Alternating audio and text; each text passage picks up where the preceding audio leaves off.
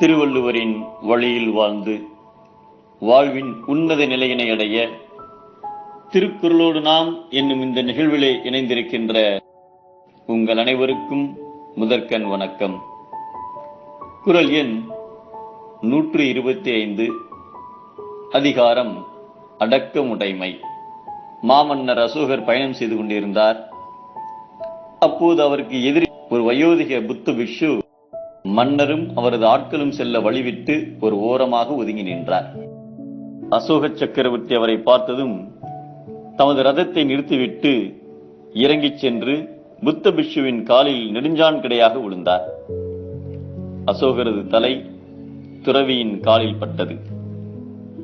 துறவி தமது கைகளை உயர்த்தி மன்னனை ஆசீர்வதித்தார். அரண்மனைக்கு சென்றதும் அமைச்சர் அரசரிடம், ஒரு மண்டலாதிபதி ஒரு பரதேசியின் காலில் விழுவதா? அரச பாரம்பரியம் கௌரவம் என்னாவது என்றார்.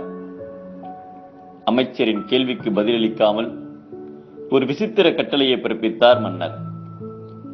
ஒரு ஆட்டுத்தலை, ஒரு புலித்தலை, ஒரு மனித தலை, மூன்றும் எனக்கு உடனே வேண்டும். ஏற்பாடு செய்யுங்கள் அமைச்சரே என்றார். அமைச்சர் திகைத்தார்.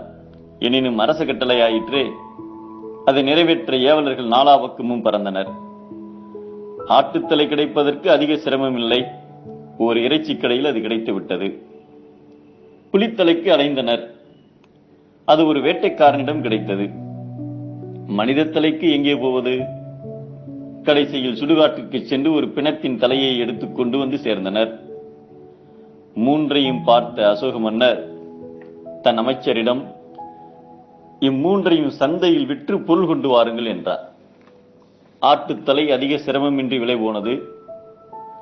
புலியின் தலையை வாங்க ஆள் இல்லை.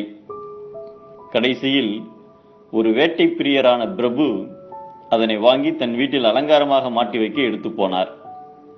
மீதம் இருந்த மனித தலையை பார்த்த கூட்டம் அருவருப்புடன் அரண்டு மிரண்டு பின்வாங்கியது. ஒரு காசுக்கு கூட அதை வாங்க யாரும் முன்வரவில்லை. அரண்மனை திரும்பிய அமைச்சர், மன்னா, ஆட்டுத்தலை உடனே விலை போனது, புலித்தலை சற்று சிரமத்துடன் விலை போனது, மனித தலையை வாங்க ஆள் இல்லை என்றார். அப்படியா? அதை யாருக்காவது இலவசமாக கொடுத்து விடுங்கள் என்றார். திரும்பி வந்த அமைச்சர், மன்னா, இலவசமாக கூட அதனை வாங்கிக் கொள்ள யாருமே முன்வரவில்லை என்றார். பார்த்தீரா அமைச்சரே, மனிதனின் உயிர் போய்விட்டால் இந்த உடம்பு கால் காசு கூட பெறாது. இலவசமாக கூட இதனை யாரும் தொடமாட்டார்கள். இறந்த பின்பு நமக்கு மதிப்பில்லை என்பது நமக்கு தெரியும்.